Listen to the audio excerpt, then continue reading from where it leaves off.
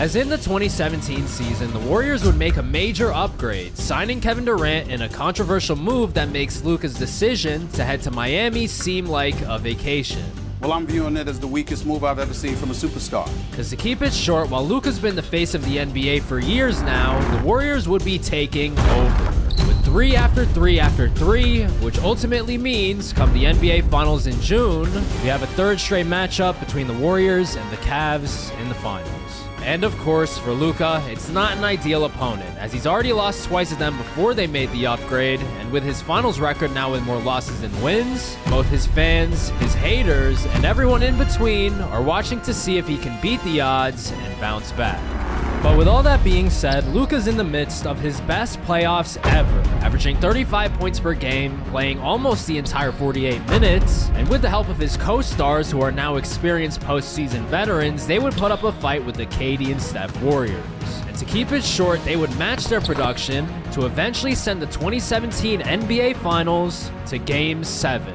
To be honest, it's a miracle he even made it this far. I'm kind of impressed. And somehow, during the regular season, Luka was able to lead the Cavs to a higher record than the Warriors, meaning that this decisive game will be played in his home gym.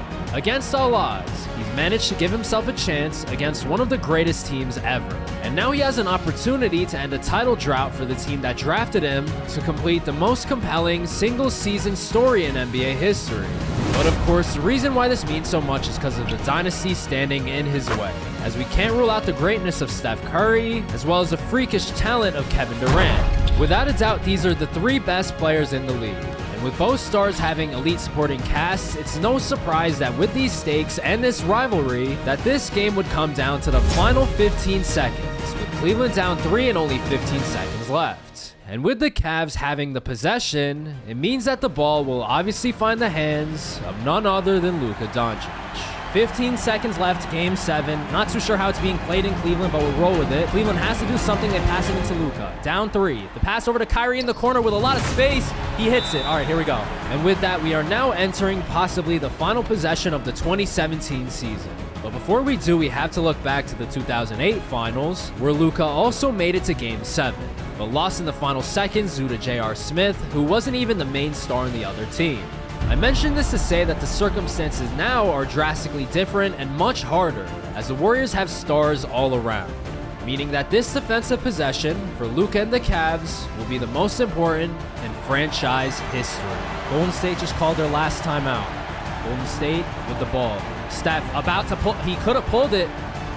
They pass it over to JaVale. No way, JaVale with the game on the line. JaVale all the way to the basket, takes the lead. The Cavs don't have a timeout. Oh my God, it's over. It's over. JaVale McGee just gamed him in Game 7. And with that unlikely shot, Luka's falling short to the Warriors dynasty for a 3rd straight time, now giving him a finals record of 3-5. He was able to pull off a historic three-peat in Miami.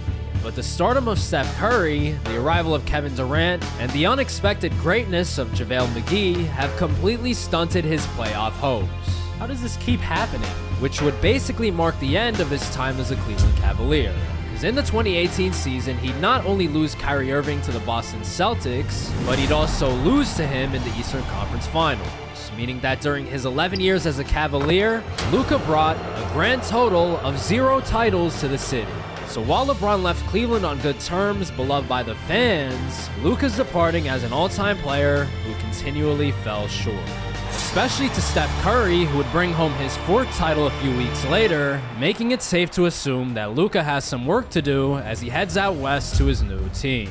But while the last few years were a struggle, he now has a fresh start as a Laker, playing for a franchise desperate for success after the retirement of Kobe Bryant.